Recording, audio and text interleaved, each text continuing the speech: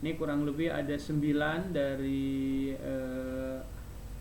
konkret alasan perusahaan itu membuka bisnis multinasional corporate ya.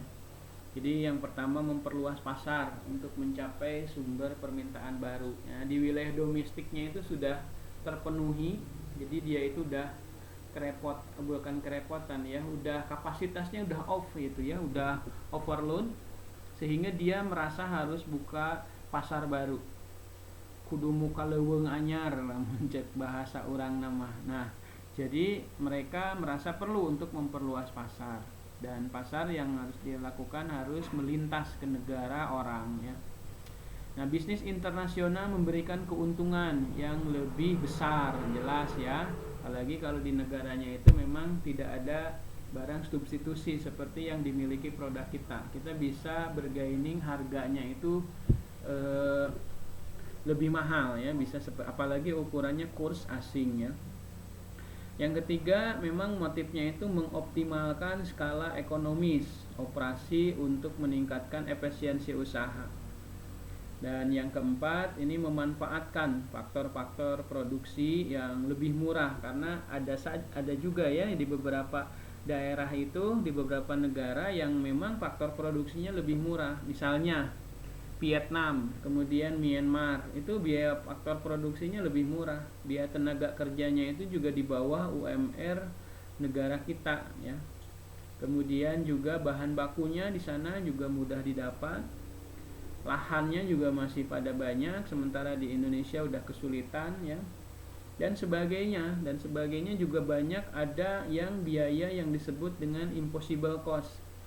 Nah, di negara kita saat kita ini mau mendistribusikan saja, begitu produk kita keluar dari perusahaan dimasuk di mobil itu 15 meter saja udah biaya impossible, ada biaya lain-lain.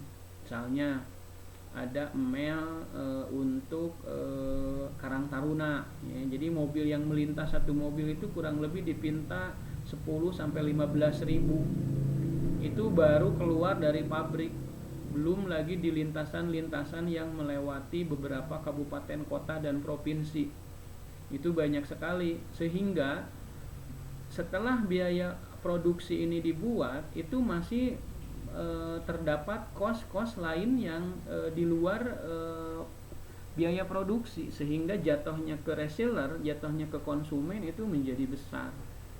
Nah, sementara di beberapa negara ini tidak demikian, sehingga mereka merasa harus memindahkan perusahaannya dari negara yang tadi terjadi lumayan mahal biayanya ke negara yang produksinya lebih murah gitu.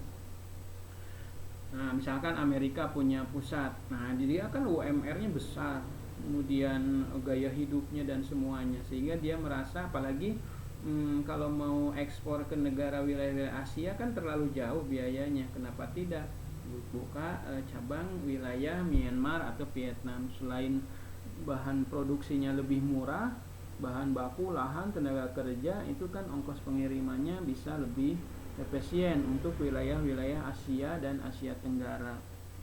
Nah, saya kira ini luar biasa efisiennya, besar sekali ya. Nah, selanjutnya yang kelima, bisa meraih keuntungan monopolistik.